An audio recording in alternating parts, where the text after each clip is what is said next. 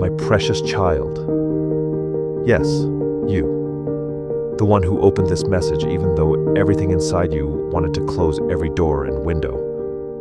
The one who is listening right now with tired eyes and an even more tired heart. I see you. Not the version you show people. Not the version you post online. Not even the version you still try to believe in front of the mirror. I see the real you, the one sitting in the dark right now, feeling like the only person left on earth who wasn't invited to the party called life. You don't have to explain it to me. I already know how heavy the silence has become, how the house feels too big when no one is laughing in it, how meals taste like cardboard because there's no one to share even a small complaint with, how you scroll through everyone else's highlight reels and wonder why your behind-the-scenes footage looks so empty, how you've started talking to yourself out loud just to hear a human voice, any voice, in the room. I know. And I'm not disappointed in you for feeling this way. I'm not judging you for the nights you cried so quietly that even your pillow barely got wet. I'm not angry that you've stopped answering "I'm fine" with conviction. I'm simply here, and I'm staying. Let me tell you something most people never hear when they're drowning in the loneliness.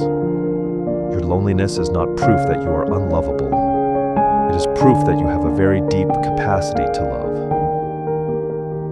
And right now, that beautiful capacity is aching because it hasn't found its safe place to rest yet.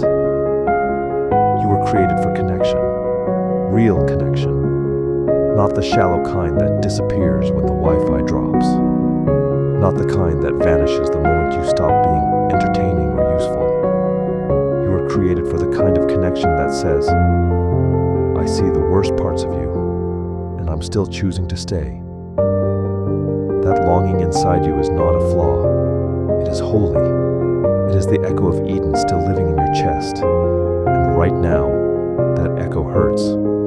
It hurts so much that sometimes you wonder if God forgot the address of your heart. Let me say this slowly so it can sink all the way in. I never forgot you. Not for 1 second. Not even on the days you forgot me.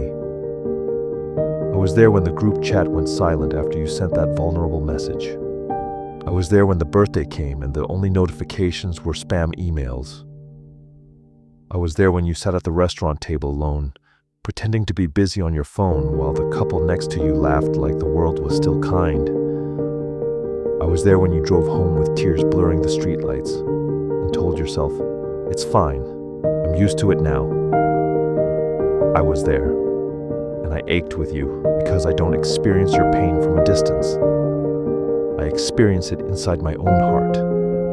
Every tear you cry falls into my hands before it hits the floor.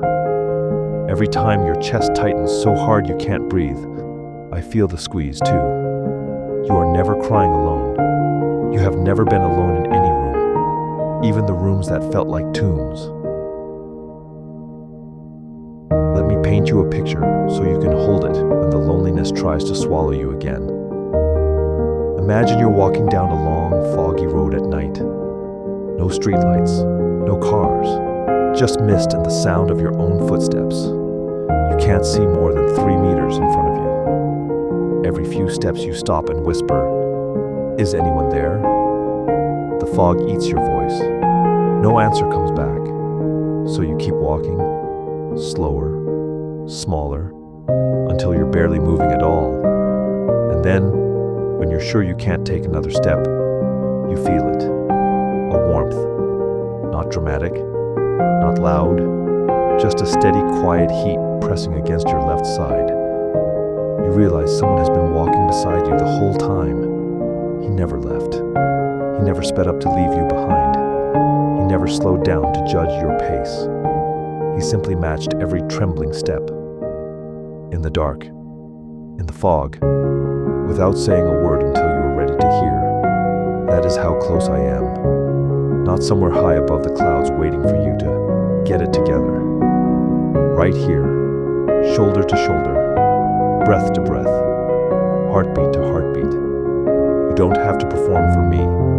You don't have to clean yourself up first. You don't have to pretend you're strong. You can fall apart in front of me, and I will not flinch. I will not look away. I will not make a mental note of your weaknesses to use against you later. I will simply hold the pieces, gently, until you're ready to look at them again. I want you to try something with me right now. Wherever you are, whatever time it is, put your hand on your chest. Feel your heartbeat. That steady thump, thump, thump is not random biology. That is me saying your name every single second. I am literally keeping you alive, not out of obligation, but because I want you here, with me, in this world, even on the days you wish you weren't. Now say the words, out loud if you can, or inside if that feels safer. I feel alone, but you are here. Say it again. I feel alone, but you are here. One more time, slower. Let each word land. I feel alone, but you are here. Did you feel even a tiny shift? Even if it was only 1% lighter?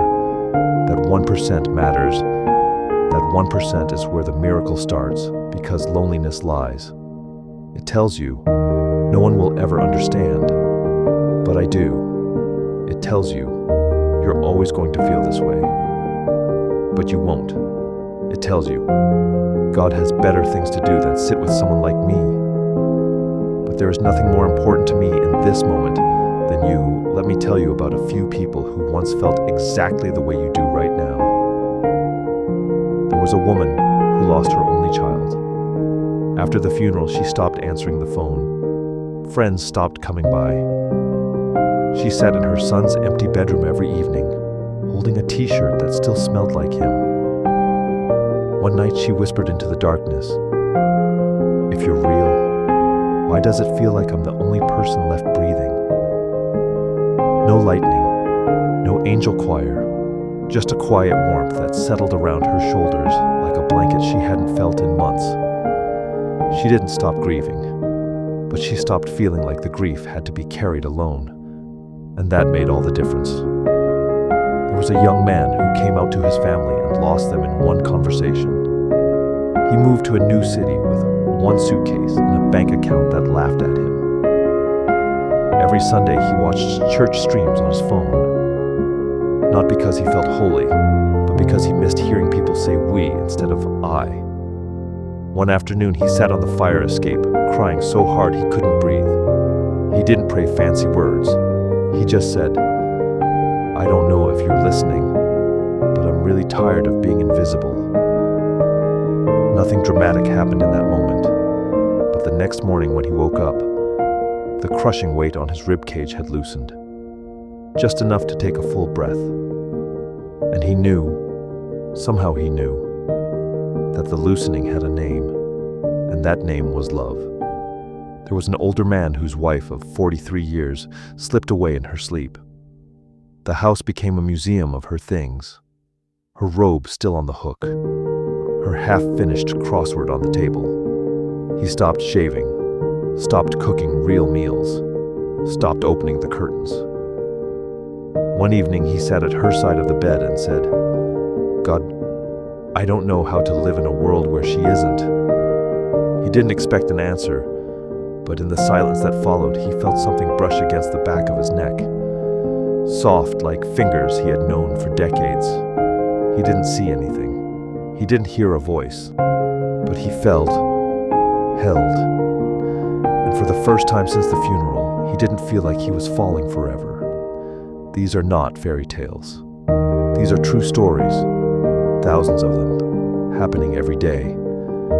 And every single one begins the same way yours does right now, with someone who felt utterly alone, and then slowly, sometimes painfully slowly, discovered they weren't.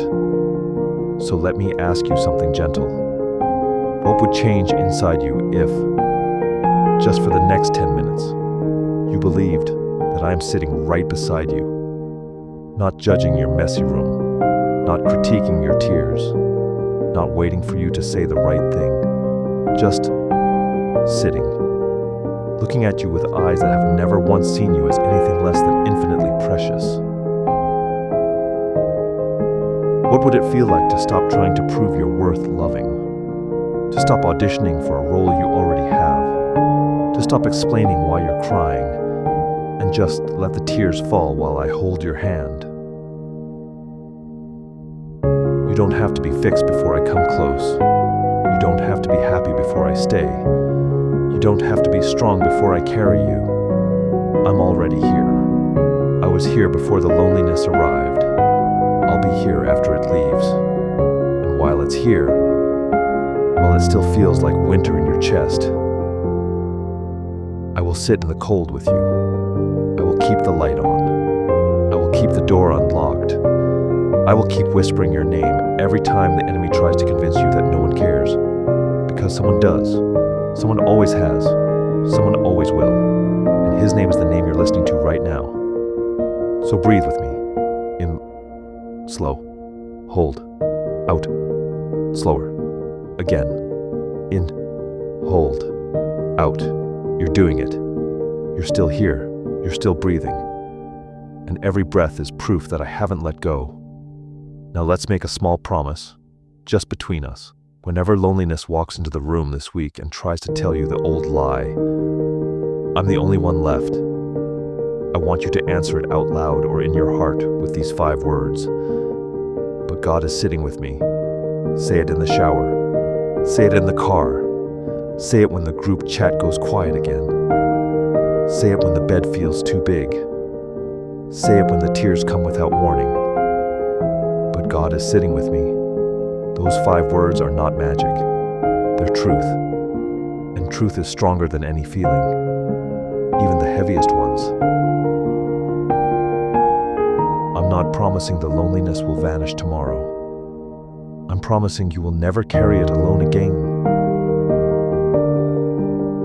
I'm not promising people will suddenly appear and fix everything. I'm promising that while you wait, while you heal, you will never be invisible to the one whose opinion matters most. I'm not promising the ache will disappear overnight. I'm promising that the ache will eventually have company.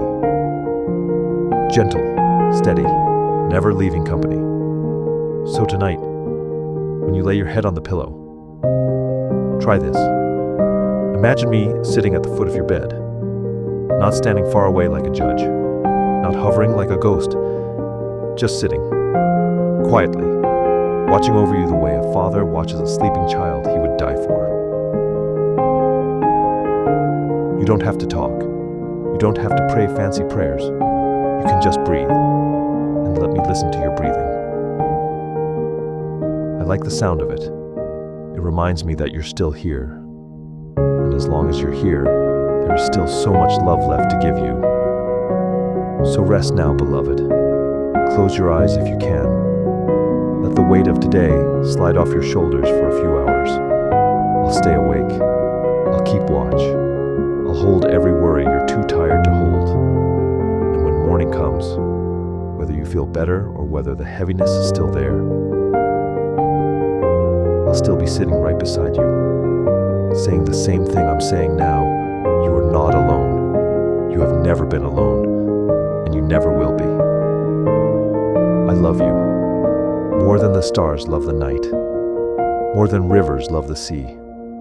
More than your own heart has ever dared to hope. Sleep if you can. Cry if you need to. Breathe if that's all you can do. I'm here, always. If these words reach the deepest part of you tonight, write one honest sentence in the comments. Where do you feel most alone right now? And what would it mean to know God is sitting there with you? Share this message with one person who looks okay on the outside, but you suspect is carrying the same quiet ache. And if you want to keep hearing me speak directly to your heart week after week, press subscribe and turn on the bell. You are seen. You are held. You are loved beyond measure, beyond time, beyond loneliness. Rest in that truth tonight, my child. I'm not going anywhere. Amen.